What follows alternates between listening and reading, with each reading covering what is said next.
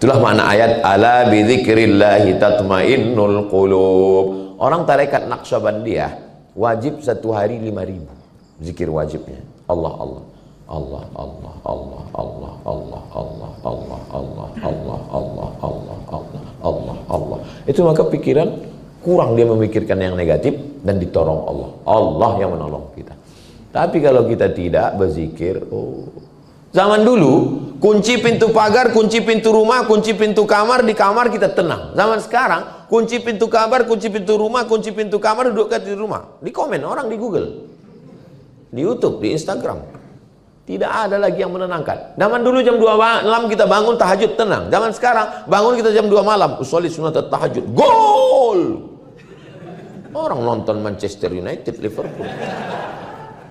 Gimana kita mau cari ketenangan? Ketenangan itu bukan tengah malam. Ketenangan itu bukan di Makkah Madinah. Ketenangan itu bukan di mana-mana. Bukan menyepelekan Makkah dan Madinah. Ketenangan ada dalam dirimu dengan berzikir kepada Allah. Zikir kata guru saya 3. Yang pertama istighfar. Astaghfirullahaladzim, astaghfirullahaladzim, astaghfirullahaladzim. Yang kedua salawat. Allahumma salli ala sayyidina Muhammad wa ala ali sayyidina Muhammad. Yang ketiga la ilaha illallah. Ya sesuai kondisi. Kalau kebetulan atasan nanya gimana proses kinerja, progres kerja kita ke depan, subhanallah walhamdulillah.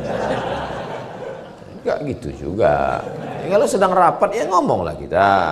Pas berhenti, kadang orang ini kebanyakan gaya. Pas dekat kawan, pas nggak ada orang main handphone. Kalau saya manusiawi aja, pas lagi tenang zikir, pas lagi kosong zikir, pas ada orang nanya cerita, ngobrol, biasa. Terus ini wow, dia zikir, rupanya kamera online, lagi streaming. Saya tengok, mak belum ada yang nonton nih.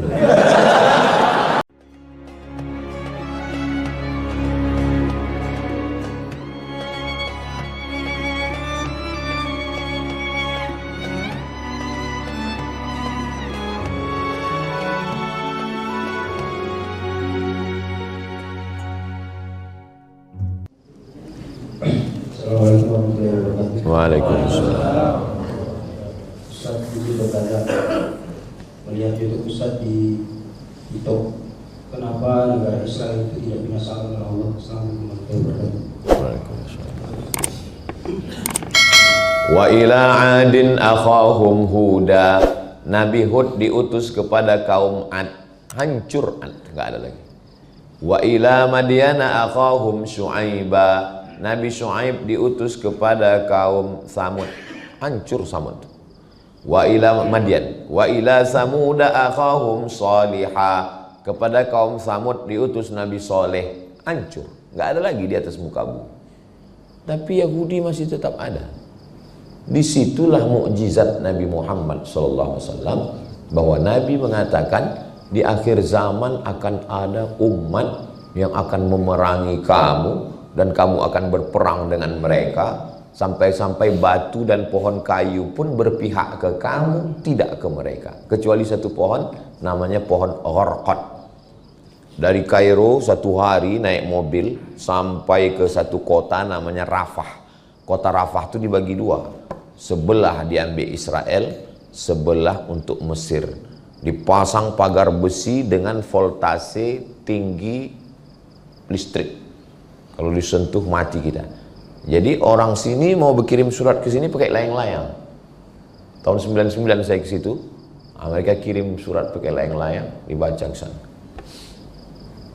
Kenapalah Israel ini masih ada?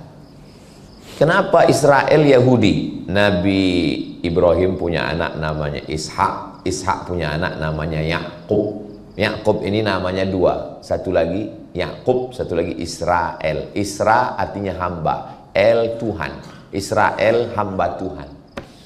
Kalau bahasa Arabnya Abdullah, Abdurrahman, Abdurrahim, Abdul Somad. Hamba Tuhan. Lalu kemudian anak cucu keturunan Yakub itu disebut dengan Bani Israel. Yakub punya anak namanya Yusuf. Yusuf punya saudara namanya Yahuza. Yahuza ini punya anak cucu keturunannya Yahudi. Itu beda Yahudi dengan Israel. Jadi semua Yahudi Israel, tapi tidak semua Israel Yahudi. Karena tidak semua keturunan Yahuza. Kenapa mereka ini masih ada zaman sekarang? Jadi saya dulu zaman kuliah, kita kan selalu berpikir, kok ada mereka nih? Saya tanyalah ke Syekh Muhammad Jibril, guru besar tafsir Al-Azhar, Profesor Dr. Syekh Muhammad Jibril. Syekh, kaum Samud habis, kaum Madian habis, kaum habis. Kenapa kaum ini disisakan Allah sekarang? Syekh Muhammad Jibril tersenyum. Kata dia, kalau Israel dihancurkan Allah juga, apalah tiket kau masuk surga? Oh, rupanya itu disisakan Allah untuk kita rupanya. Makanya kalau punya pasukan bala tentara, kirimkanlah ke sana untuk menghantam Israel. Tentara Palestina yang sudah dijajah sejak 1946. 1946 mulai Israel itu masuk mencomot Palestina itu. 1945 kita merdeka, 1946 mereka terjajah. Sampai sekarang 2024, duit tak ada, di embargo, susah. Tapi tentaranya masih ada tetap berjuang. Nggak mati-mati tentara itu. Tentara Israel begitu tertangkap oleh Hamas, ditarik, dibuka bajunya, pakai pampers. Kencing-kencing mereka menghadapi Palestina itu. Kenapa? Karena orang kita berjuang untuk mati. Orang kita kalau sudah berjuang itu niatnya mati syahid. Iskariman, hidup mulia, au mut syahidan, atau mati syahid. Mereka berjuang karena gaji, karena dolar. Makanya kalau sudah ditempatkan, kamu pasukan ke depan besok melawan Palestina, langsung orang itu ke supermarket beli pampers. Kenapa ini masih disisakan Allah SWT? Untuk menengok mana yang pejuang, mana yang pecundang.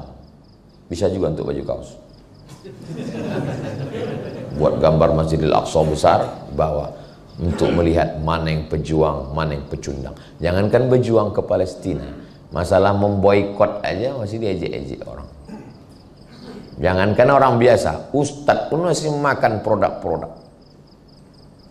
Kita mesti melawan Israel, menolong Palestina, takbir, Allahu Akbar. Selesai acara, ustadz yang melawan itu makan donat buatan Israel di airport. Datang Ustadz Tengku Zulkarnain. Tadi Bapak Ustadz bilang kita melawan Israel, itu kan produk Israel, kenapa dimakan? Setiap rupiah yang kita beli itu akan mengirim beli senjata untuk membunuh saudara kita. Kenapa produk ini masih Bapak makan? Apa kata dia? Ini adalah Israel, mesti kita selesaikan.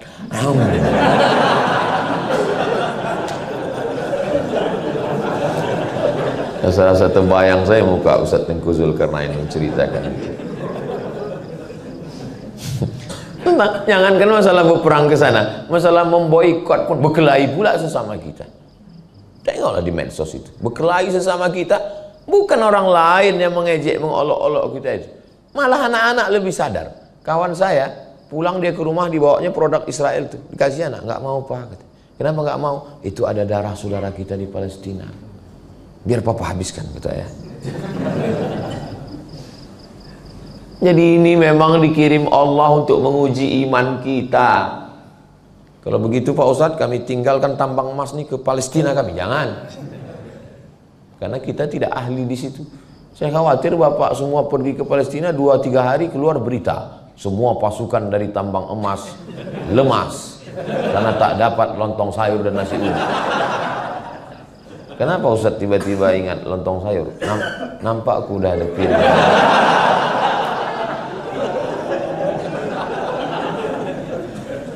Kalau Tuhan main gasing, jangan dibawa ke kota Makkah. Kalau sudah nampak aku piring, hilang pula materi ceramah. Itu maka aku pancing dengan pertanyaan. Ini bahan udah hilang semua. Saudaraku yang dimuliakan Allah, am hasibtum an tadkhulul jannah, kalian sangka kalian masuk surga? Walamma ya'lamillahu alladhina jahadu, Allah mau menengok siapa yang berjihad. Wa ya'lamas sabirin, siapa yang sabar dalam perjuangan. Lalu untuk apa dibuat Allah? Waliyumahhisallahu alladhina amanu, untuk menyaring, memfilter. Waliyumahhisallahu alladhina amanu, mana yang beriman. Wa yamhaqal kafirin, mana yang kafir. Ini kita ini sekarang di tempat ujian. Aku nggak tahan Pak Ustadz, hidup ini banyak kali ujiannya. Yang namanya banyak ujian itu hidup. Kalau banyak cucian, laundry. Ini tempat ujian. Maka siapa yang mengeluh, banyak kali ujian. Sama macam orang masuk ruang SNMPTN, seleksi nasional masuk perguruan tinggi negeri. Lalu ngeluh dia. Banyak kali pertanyaannya. Ya ini kan tempat ujian. Kau salah masuk sini. Kalau kau nggak mau ujian, keluar kau dari sini. Masuk ke mana? Masuk ke liang kubur. Di liang kubur pun masih ada audiens. Audiensi, marabbuka. Siapa Tuhan? Ar-Rahah fil Jannah. Nanti Ustaz dari sini kemana? Habis dari sini kami nanti ke Batang Toru, Paluta. Habis dari Paluta kemana? Habis itu kami nanti ke Labuan Batu. Habis itu ke Medan. Habis itu Ustaz pulang ke rumah. Habis itu kemana? Habis itu ke Maluku. Habis itu kemana? Habis itu ke Malaysia Desember. Habis dari Malaysia kemana? Ke Jakarta. Terus istirahatnya kapan Ustaz? Istirahatnya nanti di surga bersama kamu, Besti. Begitu juga nanti kalau bapak pas pulang ditanya, abang nih ku tengok kerja, kapan abang istirahat? Nanti bersama kamu di surga Jannatul Firdaus. Apa kata dia? Alah, ngomong aja. Jadi memang disisakan Allah itu untuk kita. Kalau sanggup dengan nyawa, tak sanggup dengan nyawa, dengan harta, kirimkan apa yang kita bisa bantu. Ini musim dingin, turun salju di Palestina. Mereka saudara kita itu perlu selimut. Kirimkan untuk selimut, untuk rumah. Kirim ke lembaga yang resmi Basnas, Badan Amil Zakat Nasional. Kami pernah menggalang dana. Saya tidak mau ikut acara manapun kecuali dengan Basnas, karena itu lembaga negara sampai ke sana. Pas penggalangan dana, malam solidaritas Palestina di halaman Masjid An-Nur. Tuh kumpul semua duit, saya tanya, berapa panitia terkumpul? 11 miliar. Tuh kumpul. Padahal kalau pengajian-pengajian biasa paling 25 juta, 20 juta. Disitulah nampak pedulinya kita dengan Palestina. Tapi banyak juga yang teriaknya kuat, Allahu Akbar. Pas keluar duit 2.000. Pas ditanya, oh kok kuat kali takbir? Kita Pak Ustadz kadang lemah di sini, kuat di sini. Jadi juga lah ada semangat dia. Mau dia bertakbir, jadilah itu. Nah, jadi ini memang sengaja ini. Jadi puncaknya nanti 5 syaratnya. Mereka sedang menunggu namanya Mesiah. Mesiah itu kalau bahasa Arabnya Al-Masih. Mereka menunggu Al-Masih. Kenapa disebut Al-Masih? Karena kalau disentuhnya orang lumpuh berdiri, disentuhnya orang mati tegak. Masih artinya menyentuh. Masaha yamsahu, masih menyentuh. Sentuhnya orang lumpuh sehat. Disentuhnya orang Al-Masih. Mereka sedang menunggu Al-Masih itu. Al-Masih Isa Pak Ustaz. Al-Masih yang asli namanya Al-Masih Isa. Al-Masih yang KW namanya Al-Masih Dajjal. Dajjal itu KW.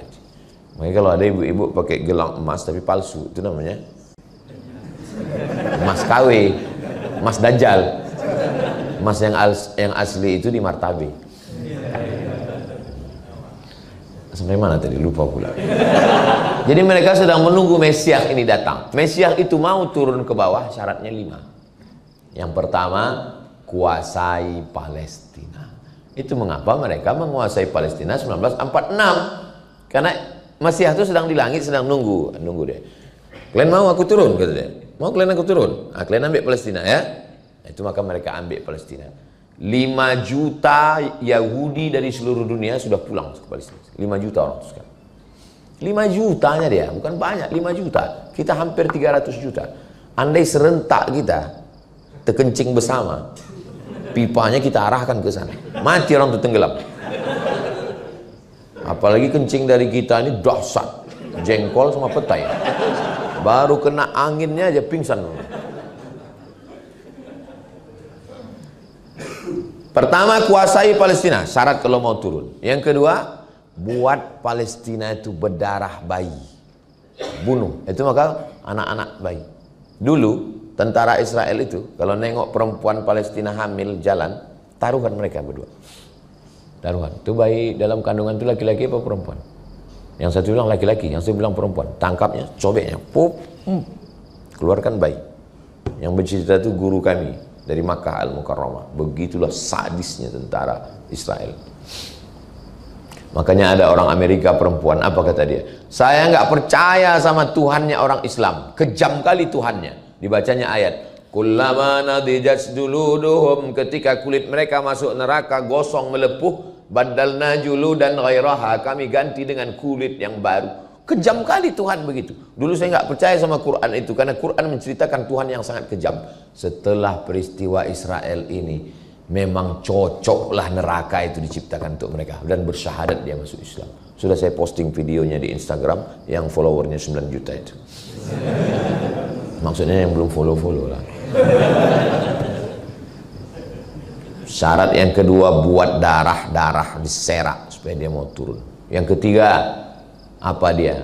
Seluruh Yahudi yang ada di dunia pindah ke situ. Yang keempat, hancurkan Babel, karena Babel dulu tempat penjaranya Israel. Babel waktu itu nama rajanya Nebukadnezar. Nebukadnezar mau menjarakan, membunuh, dia balas dendam. Babel harus dihancurkan. Babel itu bukan Bangka Belitung, Babel Irak. Makanya setiap naik presiden Amerika, yang pertama dia lakukan membombardir Irak. Saya paling sakit hati saya sama George Bush lah. Kenapa? Karena saya mau S2 di Universitas Saddam Hussein tahun 2002. Kami haji jumpa sama kawan-kawan. Kau S2 di mana? Di Irak, di Baghdad. Di mana? Universitas Saddam Hussein. Kenapa kau belajar di sana? Gratis. Cocoklah saya mencari beasiswa. Tiap tahun bisa haji, naik bis dari Baghdad ke Madinah. Cocok. Begitu saya selesai kuliah, mau ke Baghdad, Universitas Saddam, dibom George Bush, rata universitas itu dengan tanah. Akhirnya saya pergi ke Maroko. Kalau enggak, udah jurusan Saddam saya ini pulang. Yang kelima, mau mereka turun, Mesiasnya itu mau turun, hancurkan Masjidil Aqsa nih. Ini Masjidil Aqsa. Ini sekarang sudah digali mereka terowongan keliling, terowongan. Nanti Masjidil Aqsa itu akan turun jatuh ke bawah, bam. Baru mereka bangun di atasnya Temple of King Solomon. Tulis di Google, Temple of King Solomon, Raja Solomon. Mereka mengotak-atik Nabi Sulaiman seakan-akan punya mereka. Quran datang meluruskan, Nabi Sulaiman bukan raja kalian. Nabi Sulaiman adalah nabi, salah satu nama anak Nabi Daud. Nama ayahnya Daud, namanya anak Sulaiman. Kata mereka Solomon. Ada pula penulis Indonesia mengatakan Nabi Sulaiman itu kerajaannya sampai ke Indonesia, ke Yogyakarta, Sleman.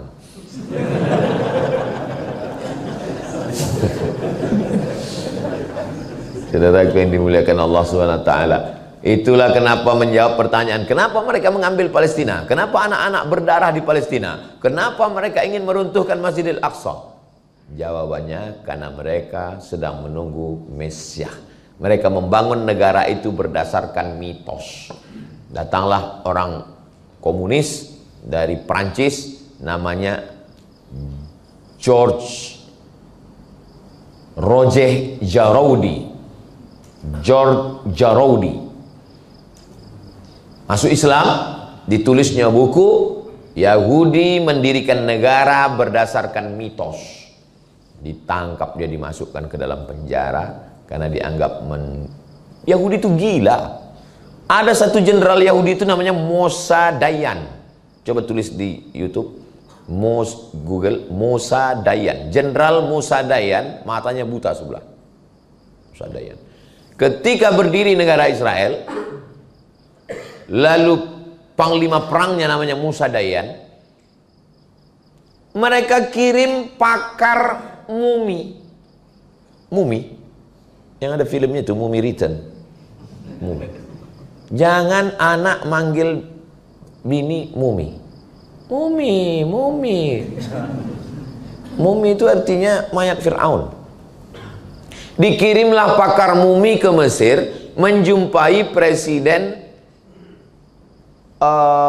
siapa namanya Bang Iqbal? Setelah Gamal Abdul Nasir, Anwar Sadat. Anwar Sadat, ini mumi Fir'aun ini terjadi kerusakan pada kulitnya, nanti membusuk, harus diobati. Dibawalah mumi ini dari Mesir ke Perancis. Sampai di Perancis masukkan ke ruangan, rupanya akal-akalan Yahudi itu aja. Sampai di situ dibuka orang tuh, ditinju si Musa Dayan tuh Yahudi. Kau yang udah mengusir nenek moyangku dulu katanya. Ada bukunya di rumah. Kan gila itu. 3000 tahun yang lalu dendamnya nggak hilang-hilang sampai sekarang. Kalau kita orang di Nusantara ini dendam paling 7 turunan. Aku dendam kali 7 turunan. 7 turunan nggak sampai 3000 tahun. 50, 50, 50, 50, 50, 50, 50, 350 nya. Yahudi sampai 3000 tahun. Saya sekedar penasaran aja. Enggaklah pula saya mau meninju Fir'aun. Sampai saya ke Mesir, pergi ke samping Sungai Nil, ada di situ namanya Tahrir Square. Di situ ada museum. Naik. Where is Fir'aun? Di mana Fir'aun? Rupanya Fir'aun itu walaupun sudah mati, tempatnya di paling atas. Naiklah kami ke atas tangga. Sampai ke atas, pas mau masuk ke kamar Fir'aun itu bergetar jantung kita. Tiketnya mahal.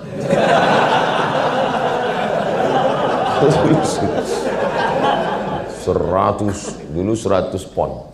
Beasiswa kita 162. Lebih dari 50% beasiswa. Setengah bulan awak puasa sunat. Masuk ke dalam menengok. Dia di dalam kotak kaca. Dalam kotak kaca tak berbaju, pakai anduk aja. Makanya siapa yang suka pakai anduk keluar? Saya tengok dekat-dekat gini, ini kaca saya tengok, saya perhatikan hidung. Oh, rambutnya macam rambut jagung merah. Hidungnya mancung, mulutnya begini. Pas saya tengok matanya, takut pula saya dikedipnya gitu. Kaulah rupanya Fir'aun. Diabadikan Allah. Apa kata Allah? Al-yawma nunajjika bibadanika. Hari ini kami selamatkan jasadmu, tak hancur. Untuk apa? Litakuna liman khalfaka ayah, supaya menjadi tanda-tanda bagi orang setelahmu bahwa pejabat penguasa akan mati. Makanya perlu juga setelah pelantikan seluruh bupati, wali kota, gubernur se-Indonesia dibawa jalan-jalan ke Mesir untuk berkunjung ke Fir'aun. Itulah akhir. Saya kalau ada yang mau buat nanti mau saya jadi guide-nya. Pas di depan Fir'aun itu ceramah kita, wahai bupati, gubernur, wali kota, inilah akhir kalian nanti gitu kan. Bagus kalau ada yang membuat program. Saudara yang dimuliakan Allah Subhanahu wa taala. Berakhir, bukan main gagahnya dia mengejar Nabi Musa, dikejarnya Nabi Musa, lalu sampai ke Laut Merah itu dipukulkan Nabi Musa, tongkat itu terbelah Laut Merah, Nabi Musa pun lewat. Begitu sampai ke ujung, datang Fir'aun mengejar di tengah, berbalik laut itu, pus, tenggelam, habis. Matinya sangat menyakitkan Fir'aun itu. Matinya macam mana? Tersedak air garam tengah laut. Kalau mau tahu rasanya mati Fir'aun, nanti balik dari sini ambil garam, masuk, habis itu sedak. Begitulah sakitnya Fir'aun. Kan mumi itu banyak, mumi. Kenapa pakar ahli yakin bahwa mumi itulah yang Ramses II yang mengejar Fir'aun itu? Kenapa? Setelah digali, dibuka paru-parunya, ada garam di dalam. Paru-paru kita ini nggak akan bisa mungkin masuk air, karena setiap masuk, makanya waktu sedang minum nggak boleh ngomong. Itulah aku bilang semua, masuk kan? Batuk. Kenapa batuk? Karena begitu air masuk ke dalam, kita langsung otomatis menolak. Paru-paru hanya masuk udara. Ada dua saluran, saluran air, saluran udara. Maka saluran udara ini kalau diisi air, dia akan keluar dengan sendiri. Tapi di dalam paru-paru Fir'aun garam. Kenapa? Masuk air garam itu ke tempat nafas, itulah mati yang paling menyakitkan. Waktu tenggelam dia apa kata dia? Amantu bi Rabbi Musa wa Harun. Aku percaya kepada Tuhan yang disembah Musa dan Harun. Pintu taubat sudah tertutup. Mampuslah kau Fir'aun.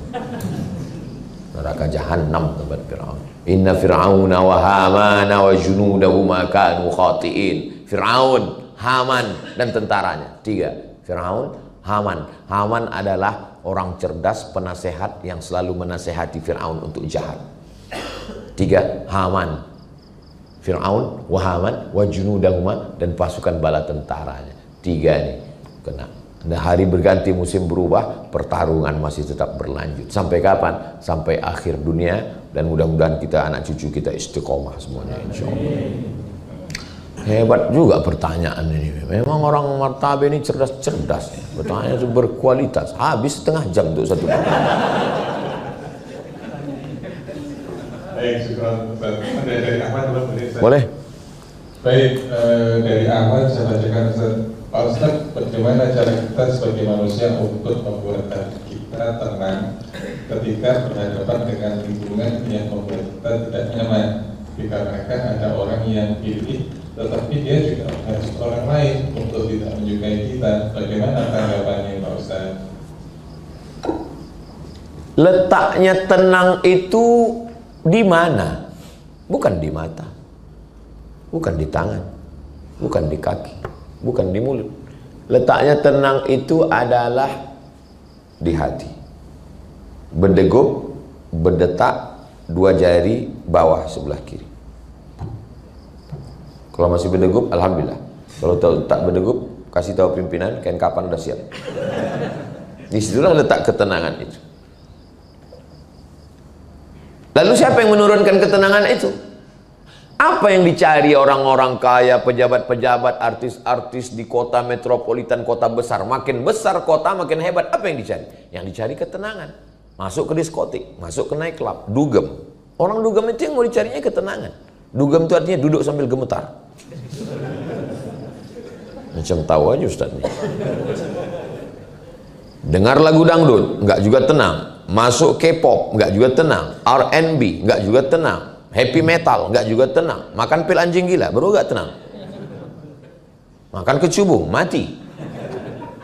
Yang dicari itu ketenangan. Padahal ketenangan itu kuncinya kata Allah, ala bidzikrillahi tatmainnul qulub. Dengan banyak berzikir hati menjadi tenang. Yang jahat itu kolesterol, bukan. Yang jahat itu asam lambung, bukan. Yang jahat itu adalah jantung koroner, bukan. Yang jahat itu adalah akal pikiran. Pikiran itulah yang jahat. Nanti kalau kau pensiun kau makan apa, anak kau makan apa, bini kau makan apa, kau nggak bisa jalan lagi, kau bisa ansuran kau banyak, semuanya kredit, mobil kredit, rumah kredit, bini kau pun hampir kredit. Yang jahat itu pikiran. Makanya apa yang membuat pikiran? Makanya ketika ke rumah sakit, kelihatannya bapak sudah jaga dietnya, makanannya sudah bagus, cuman bapak banyak pikiran. Nah, ini kita kasih obat ya. Ini obat penenang Pak. Akhirnya pas dimakan berhenti berpikir. Pas bangun berpikir lagi, nanti ke sudah pensiun makan apa? Makan lagi Pak katanya. Pas bangun pikir lagi. Nanti kalau aku begini mau makan apa? Anak macam mana, menikahkan anak macam mana, digaji tak naik-naik, ini belum cair lagi. Makan lagi Pak katanya, tidur lagi. Makanya orang suka makan pil obat penenang. Artis-artis, pejabat-pejabat, tenang, biar supaya tenang. Pergi ke rumah, tertulis di depan rumah spiritual, mendatangkan ketenangan. Tulisannya apa? How you can stop your mind. How, bagaimana? You, kamu, can, bisa, stop, menghentikan your mind. Bagaimana bisa menghentikan pikiran? Pejamkan mata, amati nafas, hembus, tarik dalam, hembus. Lupakan semua beban, lupakan anak, lupakan istri. Sudah lama lupa Pak. Tarik nafas, fokus pada nafas. Tarik ke atas pelan-pelan. Tahan. Tuh, kentut, ada yang terkentut. Buyar konsentrasi. Dalam Islam kita tidak diajarkan bersemedi meditasi. Kosongkan. Coba pas sedang kosong mati kau suul khotimah. Kosong, enak aja kau kosong. Kita tidak diajarkan meditasi, kita tidak diajarkan minum khamar, kita tidak diajarkan pakai sabu narkoba, kita diajarkan menyibukkan ini sehingga ini ditolong Allah untuk tenang. Asal sudah sibuk ini, makanya tadi selesai sholat saya ajak berzikir, la ilaha illallah la syarika lah, lahul mulku wa lahul hamdu, Allahumma antas salam wa minkas salam wa ilah, subhanallah, subhanallah, subhanallah, subhanallah. Kalau kuat di sini, lemah di sini. Kalau kuat di sini, lemah di sini. Kuatkan dia di sini. Subhanallah, subhanallah, alhamdulillah, alhamdulillah, Allahu akbar, Allahu akbar. Ada tasbih itu 100. Afdalu dzikri fa'lam annahu la ilaha illallah, la ilaha illallah. Ustadz, Habib, Kiai, Tuan Guru, saya ini sedang susah hati, sedang galau, banyak itu, banyak ini, musibah segala macam. Bagaimana? Kau bersolawat satu hari 1000 kali. Bingung orang nih, kok 1000 kali? Sebetulnya tujuannya ketika mulut bersolawat, hati ingat Nabi, ini stop. Makanya orang gila sehat. Kenapa? Dia tak berpikir. Tapi bukan saya ngajak kita gila semua. Yang kita buang dengan zikir itu adalah pikiran-pikiran negatif. Saya menemukan sendiri. Tak dapat saya dari mana. Ketika almarhumah mak saya meninggal, memang pikiran saya. Selalu saya menyalahkan diri saya. Kenapa kau tak bangunkan rumah mak kau? Kenapa kau tak belikan dia mobil mewah? Kenapa kau tak bawa dia jalan-jalan? Kenapa kau tak belikan dia baju bagus? Kenapa tak kau belikan dia emas? Kenapa tak kau kasih dia? Kenapa? Padahal udah saya buat semua. Pikiran saya selalu menyalahkan saya. Akhirnya saya menemukan sendiri untuk menghentikan pikiran. Setiap ingat saya bacakan Al-Fatihah. Untuk almarhumah makku Al-Fatihah. Auzubillahi minasyaitonirrajim. Bismillahirrahmanirrahim. Alhamdulillahirabbil alamin. Ketika saya baca Al-Fatihah, hati saya tenang, pikiran baru saya menemukan, oh, kalau mulut kita sibuk zikir, hati kita berzikir, pikiran kita tenang. Itulah makna ayat ala bi dzikrillahi tatmainnul qulub. Orang tarekat Naqsyabandiyah wajib satu hari 5.000 zikir wajibnya. Allah Allah. Allah Allah Allah Allah Allah Allah Allah Allah Allah Allah Allah Allah Allah Allah. Itu maka pikiran kurang dia memikirkan yang negatif dan ditolong Allah. Allah yang menolong kita. Tapi kalau kita tidak berzikir, oh. Zaman dulu kunci pintu pagar, kunci pintu rumah, kunci pintu kamar, di kamar kita tenang. Zaman sekarang kunci pintu kamar, kunci pintu rumah, kunci pintu kamar, duduk di rumah. Di komen orang di Google, di YouTube, di Instagram. Tidak ada lagi yang menenangkan. Zaman dulu jam 2 malam kita bangun tahajud tenang. Zaman sekarang bangun kita jam 2 malam usolli sunat tahajud. Gol! Orang nonton Manchester United, Liverpool. Di mana kita mau cari ketenangan? Ketenangan itu bukan tengah malam. Ketenangan itu bukan di Makkah, Madinah. Ketenangan itu bukan di mana-mana. Bukan menyepelekan Makkah dan Madinah. Ketenangan ada dalam dirimu dengan berzikir kepada Allah. Zikir kata guru saya 3. Yang pertama istighfar. Astaghfirullahaladzim, astaghfirullahaladzim, astaghfirullahaladzim. Yang kedua salawat. Allahumma salli ala sayyidina Muhammad wa ala ali sayyidina Muhammad. Yang ketiga la ilaha illallah. Ya sesuai kondisi. Kalau kebetulan atasan nanya gimana proses kinerja, progres kerja kita ke depan, subhanallah walhamdulillah. Enggak gitu juga. Ya, kalau sedang rapat ya ngomonglah kita. Pas berhenti, kadang orang ini kebanyakan gaya, pas dekat kawan, pas nggak ada orang main handphone. Kalau saya manusiawi aja, pas lagi tenang zikir, pas lagi kosong zikir, pas ada orang nanya cerita, ngobrol, biasa. Terus ini wow, zikir, oh, rupanya kamera online, lagi streaming. Oh, so tengok, mak belum ada yang nonton nih.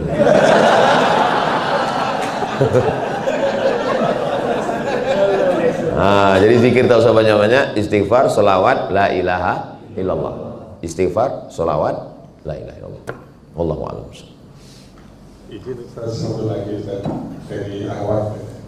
Ustaz, bagaimana peranan muslimah dalam bekerja di Makkah menjadi dakwah dan berkah dan sekalian dapat jodoh?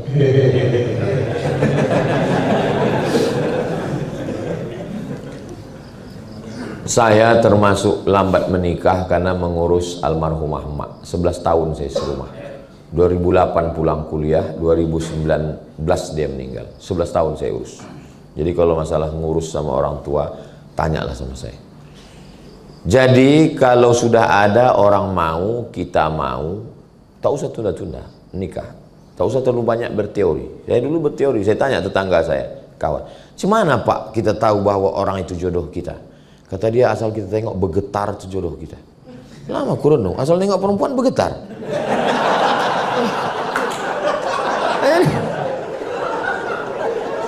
Jadi tak usah cari, asal mau dia, mau kita. Nikah itu kesepakatan, tak usah terlalu banyak-banyak berteori. Cerita yang pahit-pahit dulu. Bang, aku ini kerja di Martabe, jadi kau mesti ikut aku atau aku ikut kau. Nah, jadi jangan, Pak Ustadz Somad, saya sekarang ini bingung ini, kata suami saya ikut dia di kota tempat dia kerja, sementara saya bekerja di tempat kota saya. Kau sebelum nikah dulu ada kenalan kan? Iya, ta'aruf Pak Ustadz. Terus apa yang kalian bahas? Mie ayam, lontong sayur. Ceritakan yang urgen, yang penting-penting. Kalau udah sepakat untuk hidup bersama, sudikah kau menemani aku sampai ajalku tiba? Setelah itu kau tunggu aku di pintu surga? Kalau kata dia, yes, I do. Udah langsung aja. Kalian yang lajang-lajang, yang laki-laki, jangan kalian datang ke rumah perempuan itu. Kalian bawa pimpinan. Jangan kalian yang ngomong petentang-petenteng, aku mau minang anak bapak. Nggak bisa gitu. Orang tua itu dia mau ngomong sama orang tua. Atau kalian cari Ustadz Iqbal Sulki, Pulungan, Ustadz kita bawa. Jangan kalian bawa saya. Kalau saya kalian bawa, saya yang diterima orang tuh. Malah pede kali Ustadz ini.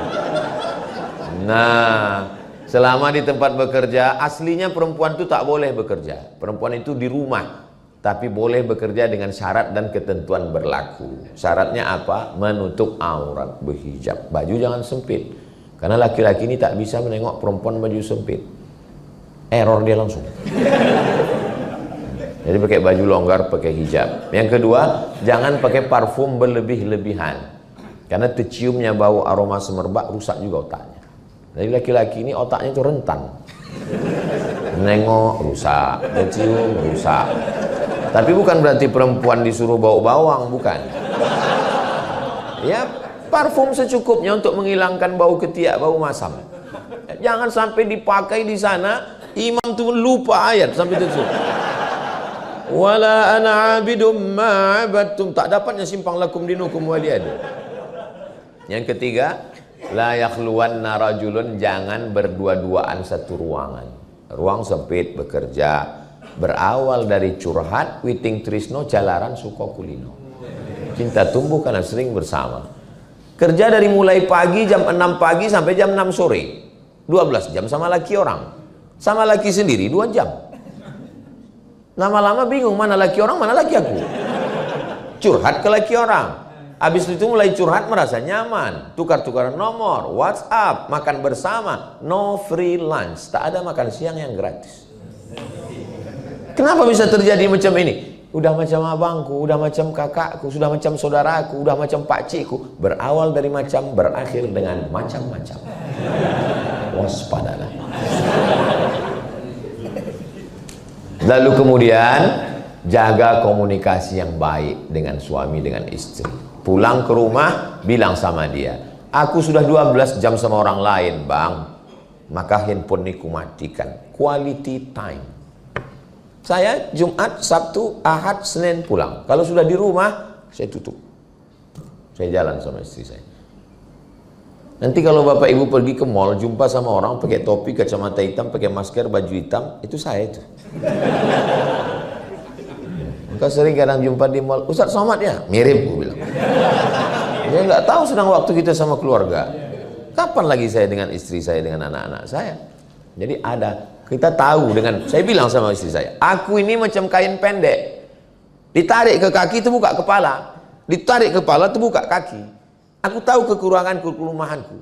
Maka 3 hari, 4 hari aku di rumah, tutup, kita jalan. Kita makan, kita segala macam. Kenapa? Karena supaya begitu juga dengan bapak dan ibu yang sudah sibuk ini, kalau pulang kasihlah. Jangan lagi sudahlah kerja di kantor urusan ini, sampai ke rumah main handphone juga lagi. Datang istrinya mau ngobrol, di fotonya ada orang resek ganggu aja. Nah, karena kebersamaan. Mungkin ibu duit banyak, perempuan, wanita karir, sekolahnya tinggi, tapi di rumah suamimu tetaplah imam. Kasih tahu sama dia, bang, memang aku ini anak orang kaya, sarjana, duitku banyak. Kau kan memang salah satu asnaf dari 8 fakir miskin. Tapi walaupun begitu kau tetap imamku, bang. Kau kan tahu aku kerja di tempat tambang emas kan? Jangankan duitku ini bang, nyawa aku kasihkan ke kau. Satu-satunya kesalahanku, laki-laki kepala rumah tangga, dia ingin dihormati dan dimuliakan. Satu-satunya kesalahanku hidup ini bang satu, mencintaimu. Dunia ini hampa kalau kau tak ada bang. Laki-laki suka kali dia ngomong, betul kan pak? Alah malu pula orang ini.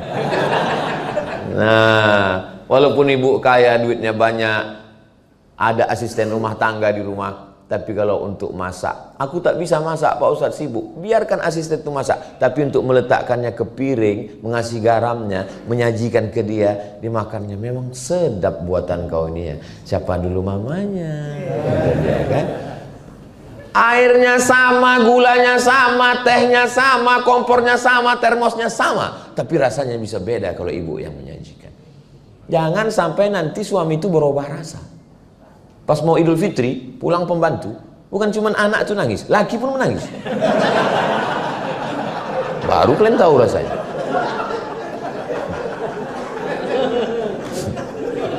Berapa banyak sekarang laki-laki berselingkuh karena istri terlalu kaya, terlalu hebat, terlalu kuat. Kenapa? Karena laki-laki kalau sudah dilemahkan, psikologisnya terganggu. Senapang angin pun tak hidup. Pas ditanya, ditangkap sama polisi. Kenapa kau berselingkuh? Saya lebih tertarik dengan pembantu saya daripada istri saya. Kenapa? Psikologisnya terganggu. Makanya kalian perempuan yang berkarir yang hebat, muliakan suami kalian. Bilangkan kaulah imam.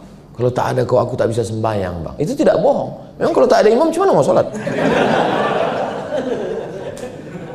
Muliakan dia, besarkan hatinya, hebatkan dia. Aku ini dia nggak ada apa-apanya. Aku ini anak orang susah. Sementara kau anak orang kaya, kau bekerja di tambang emas. Tak usah sebut-sebut itu bang. Emas itu bagiku hanya setumpuk tanah busuk. Kau lah yang paling mulia. Nah, gitu. Kau lah pangeran kodokku bang.